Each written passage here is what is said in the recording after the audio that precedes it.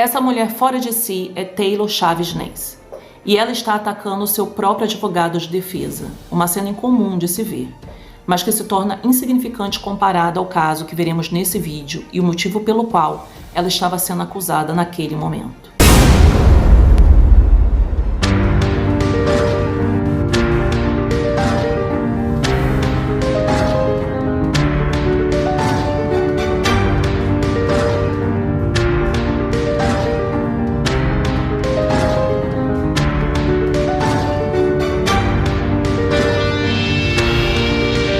Olá, querida comunidade do canal Serial Crimes, mais uma sexta de arrepiar, e esse caso vai fazer você pensar em quão perturbadora pode ser a mente humana. Vamos falar do caso de Chad Tyrion, um jovem cheio de vida que teve seu destino selado de maneira tão brutal que a simples menção da sua história é capaz de causar arrepios. O que começou com um encontro casual se transformou em um pesadelo inimaginável, deixando perguntas sombrias e cicatrizes permanentes. Mas antes de começarmos, já deixe aqui o seu like, se inscreva no canal. Precisamos de todos vocês para continuarmos trazendo mais vídeos, ok? E agora, nós vamos ao caso. Chad Rock Tyrion nasceu nos Estados Unidos em 7 de setembro de 1990 em Wisconsin. Ele era filho de Tara Panic e Michael Tyrion, que eram separados. Como cada um foi para o seu lado, casaram-se novamente e Chad tinha 3 meios-irmãos. Chad era considerado por todos um bom rapaz que gostava de atividades ao ar livre, como acampar, praticar esportes e também passar tempo com a sua família. Era um rapaz muito generoso que o levava a pensar sempre nos outros antes de si mesmo.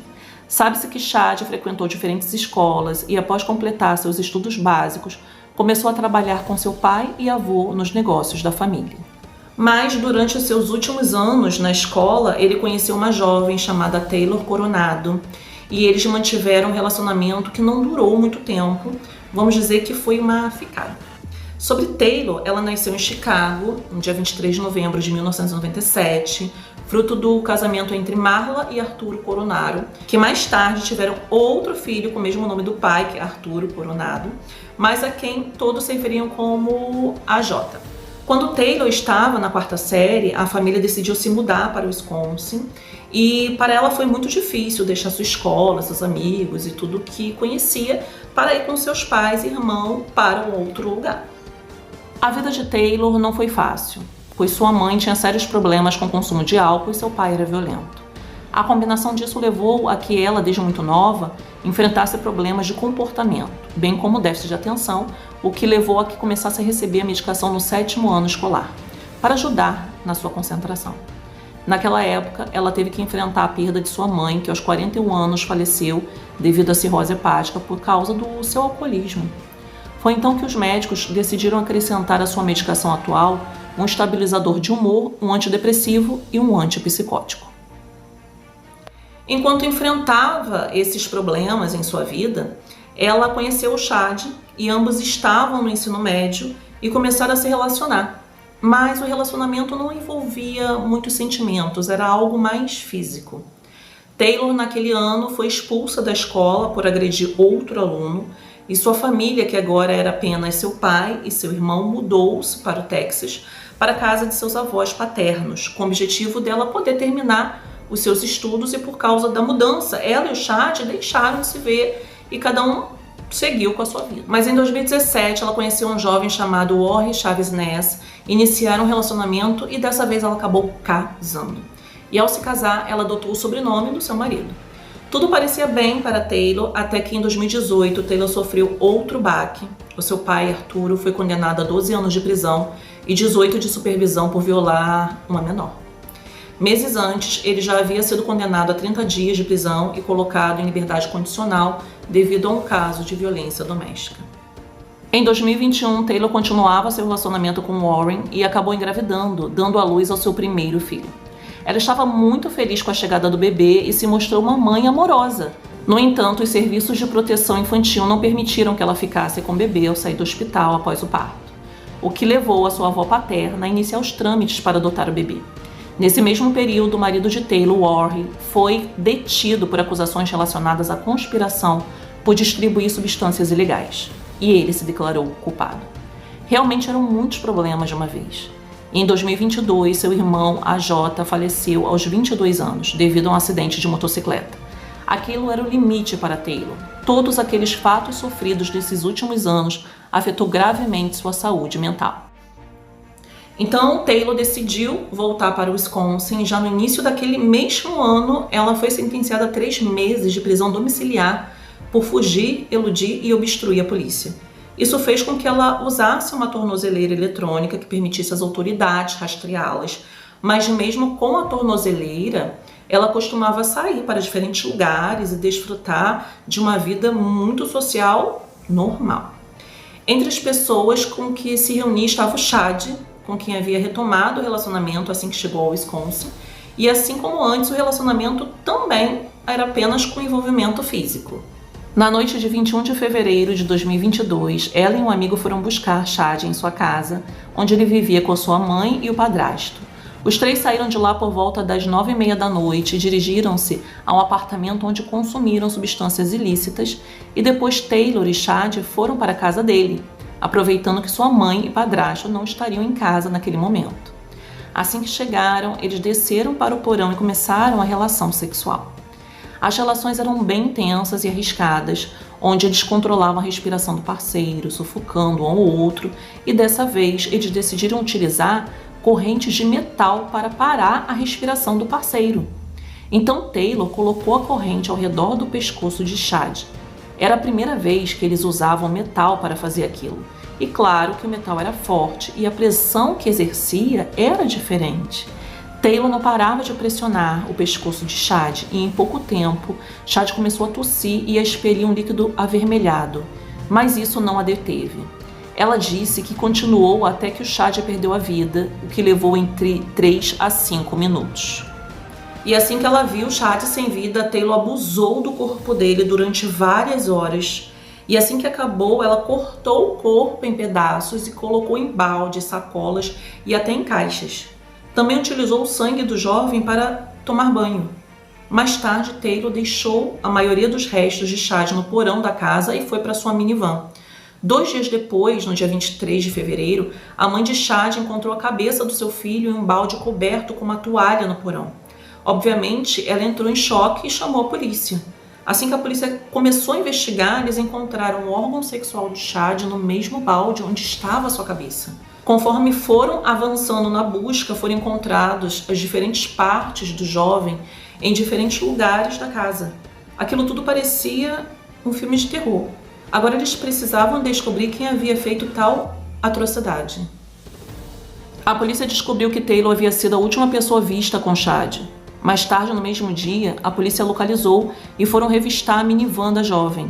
Lá encontraram outras partes do corpo de Chad. Além disso, a roupa da jovem estava coberta de manchas de sangue seco e seu polegar esquerdo apresentava um corte, além de arranhões nos braços. Isso levou à sua prisão e à apresentação de acusações por assassinato, mutilação de cadáver e agressão sexual em 3º grau. O caso deu início a um processo judicial que chamou a atenção do público e dos meios de comunicação devido à sua crueldade. À medida que se desenvolviam as audiências, foram revelados detalhes perturbadores sobre o crime. Em um momento do processo, a defesa de Taylor, representada pelo advogado Ken Holly, tentou anular o julgamento.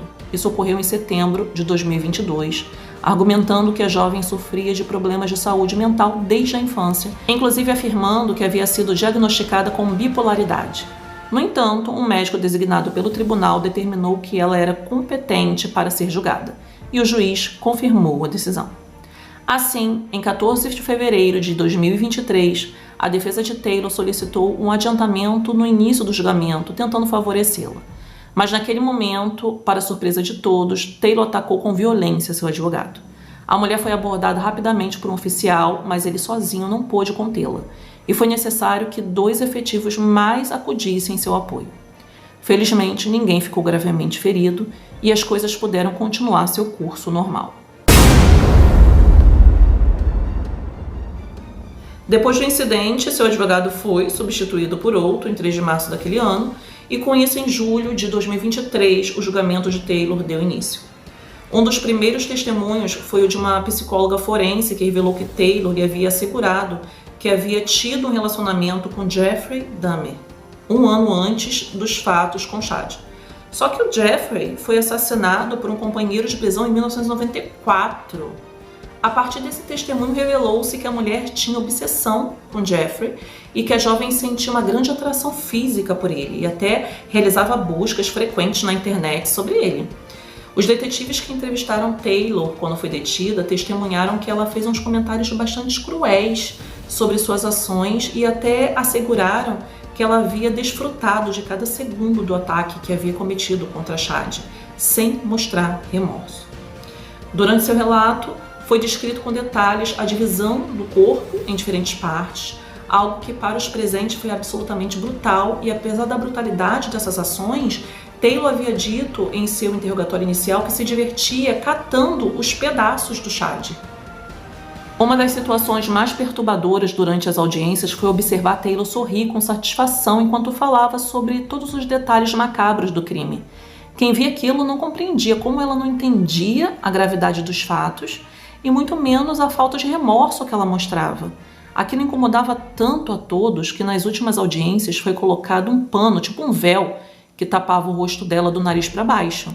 Essa solicitação para pôr esse véu foi feita por seu advogado para evitar que seu sorriso fosse visto pelo júri e que de alguma maneira pudesse influenciar na decisão da sua pena.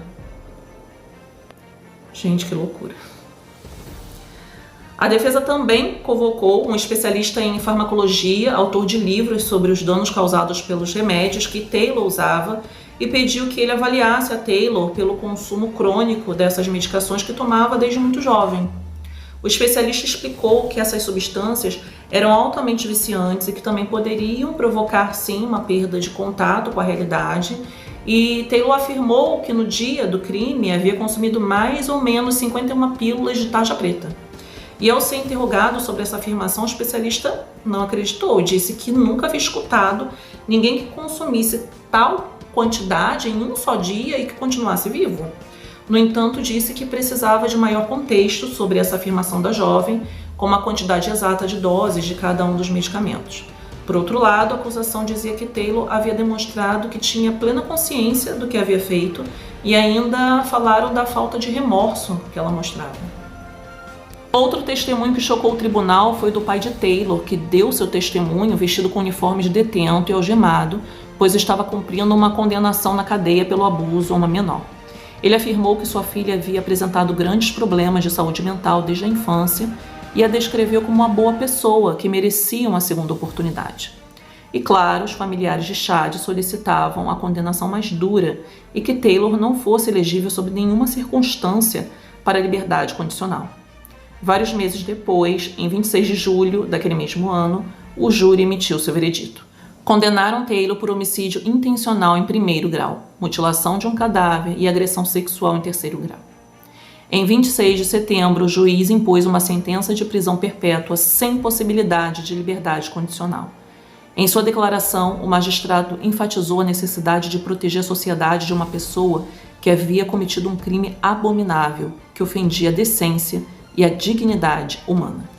Embora tenha reconhecido que havia algumas circunstâncias atenuantes, como os supostos problemas de saúde mental e o histórico de consumo de substâncias de Taylor, ele afirmou que não se podia responsabilizar por seu passado familiar, e sim deveria ser responsável por suas ações pessoais. O pai de Chad fez um discurso comovente sobre a condenação de Taylor, expressando sua decisão de perdoá-la. E até outubro de 2024, Taylor ainda estava cumprindo a sua condenação em um centro penitenciário exclusivo para mulheres. Enquanto isso, Warren, seu marido, continuava cumprindo sua condenação por tráfico de entorpecentes. Através das redes sociais, o homem manifestou seu apoio à sua esposa, afirmando que ela necessita de ajuda psicológica. Já os avós paternos de Taylor estão tentando todos os trâmites necessários para adotar legalmente o filho da jovem. Essa intervenção poderia oferecer ao menino um ambiente mais estável e seguro, o que lhe permitiria escapar do trágico legado familiar. E assim, finalizamos esse caso. A história de Chad Tyron não é apenas sobre o horror de um crime brutal, mas também sobre a vida que foi interrompida de uma forma tão cruel. Ele era alguém com sonhos, um futuro pela frente, e a sua tragédia nos lembra quão frágeis somos diante da maldade humana. Que o nome de Chad não seja lembrado apenas pelo ato terrível que tirou sua vida, mas pela pessoa que ele foi e pela dor que a sua ausência deixou em quem o amava. Que sua memória nos inspire a buscar justiça e proteger uns aos outros e a nunca ignorar os sinais de perigo. Fiquem atentos e até a próxima sexta.